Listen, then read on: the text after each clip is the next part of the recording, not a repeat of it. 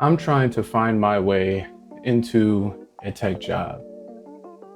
When I first went about it, I was told that I just got this certification, then I'd be able to get this type of role. If I just got this degree, then I was able to get another type of role. And for each certification I got, when I finally was actually able to obtain my degree, my expectation was here, but my reality was actually down here. So I submitted job application after job application. And after each rejection, my hopes I slowly became so negative. After each rejection, I kept taking it really personal, and I started really being disappointed within myself, and actually was wondering and thinking about, how I failed. And after I stewed within that failure a bit, I knew that I had to make a change. And that change meant me investing more time into my skills and into my craft. Today, we're going to be watching a video about how someone became a sales engineer. This is actually one of the roles that I'm interested in pursuing, and who's not better to hear from than an actual sales engineer itself. So let's get into it. From start to finish. And I was just like super happy, brainstorming all day, working with customers. Well, I was really young and I was presenting into these huge customer presentations. And that was really rare at this agency to be presenting that early on in your career. And I remember SaaS company, we used a company called Sprinkler. He said, you should think about being a solution engineer. I didn't know what a solution engineer was. Back in Sprinkler, we called it solution consultant. I was like, okay. And so I interviewed. I really, really liked the woman I interviewed with. Her name was Katie Raymer. And I said, sure, let's do it. Let's make this career change. I went to kick off our boot camp in New York. And one of the sales guys was like, are you ready to demo all day? And I said, oh, I don't do that. And he goes, what do you think you do? "Well, I'm just going to present." He goes, on what? Demoing means just doing presentations. Usually, these presentations are of a software or hardware that a person does. And what that means is that you are presenting the value of that software or hardware to the company. I hadn't made the connection that, oh, I have to learn this platform. I'm going to have to go technical. Oh, this is much different. However, I did it, right? And I fell in love and haven't looked back since. Yeah, we use this term pre-sales here, but for the audience that might not know the areas where different roles step in the entire sales cycle, can you talk about what is pre-sales specifically, and maybe like is there post-sales, and what is the different stages where a sales engineer might step into the sales process? Yes. So pre-sales, so a sales engineer usually works in tandem with an account executive or a salesperson. And this person actually goes out, secures the client, and that person wants a demo of that product to see how good that product is. So pre-sales is actually presenting that product and showing the value of that product. So in the sales process, the sales rep or account executive, whatever their names are in Yup. different companies, is usually paired with a solution engineer to help build credibility, to help build trust, to really understand what the customer is looking to solve for. And that way, during the sales cycle, they are getting a demo of your product or an art of the possible presentation or whatever that is to show them how the product is going to come to life for them.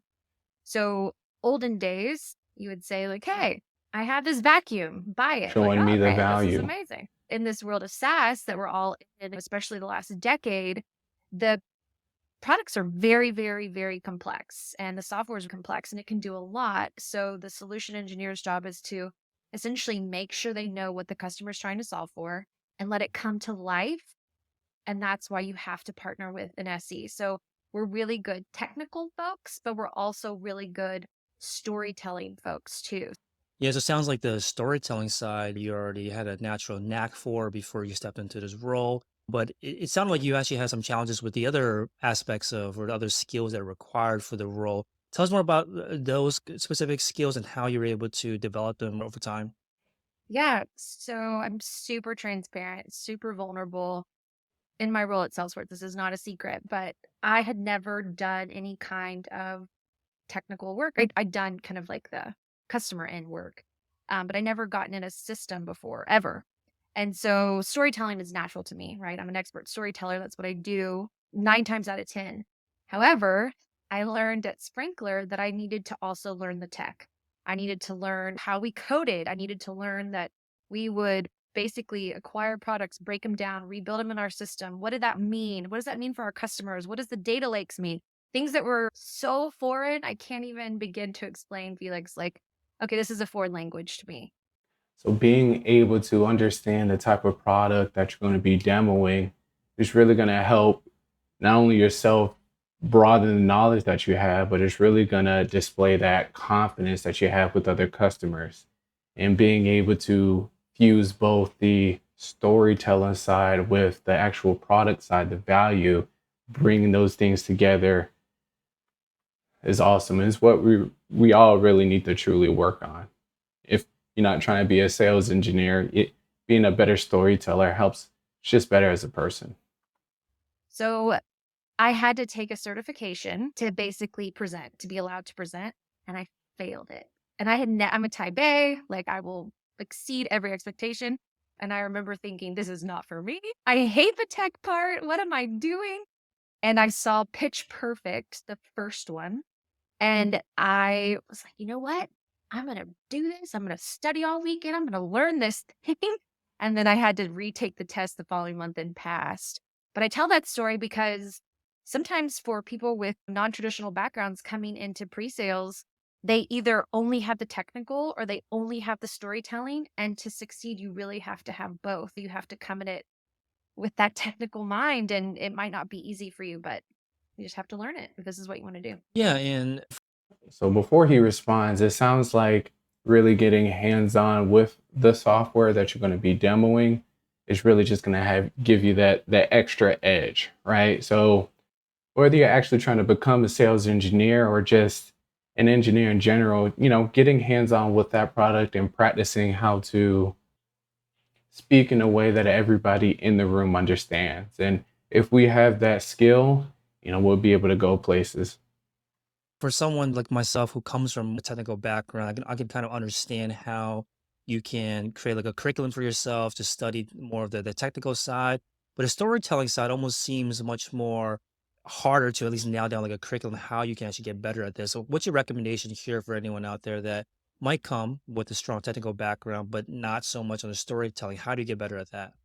So, one of my favorite programs to put my new hires through is called Demo to Win. It's a way to force people almost to think about your demo in a different, more compelling, empowering way. The whole premise is tell, show, tell. When you demo something, you want to show it and say, look at all these features and functions. Look how much I know. Let's go deep. Let's nerd out together. However, that works really well, usually in post sell and implementation partners and really making the system do exactly what you want it to do. She didn't really explain it, but post sales means that a person agrees to take on that software. So now that they actually want the software, what happens then? They have to integrate that software within their current system. So post sales is really just integration and helping the customer along with that integration process. Now, I've seen in some roles that some sales engineers they just stop at pre-sales, some do just post sales. That those are usually called solutions architects. They're really the same thing, and it really just depends on the company, because some companies they want you to do both, right? Be within that pre-sales and post-sales. So it really just depends on the company. Let's see what she says though. That's a fantastic time to nerd out. Let's go deep. Let's spend hours together. In the pre-sale process, your job is to make it come to life for the customer so they can see themselves in it. It has to look easy. It has to look hey, this is exactly what I want it to do. You're going to come in and save my life. Like, this is amazing. And so, in order to do that, if you approach it from a tell, show, tell, let's say you're not a storyteller, but let me tell a compelling story to you. Let me tell you what I'm going to show you and why I'm going to show it to you. Then I'm going to show it to you in the technical, in whatever system I'm using, in this case, Salesforce. Let me walk you through, let me demo it to you. Then I'm going to come back to a slide or to, a Miro board or whatever it is to tell the story and why I just showed it to you.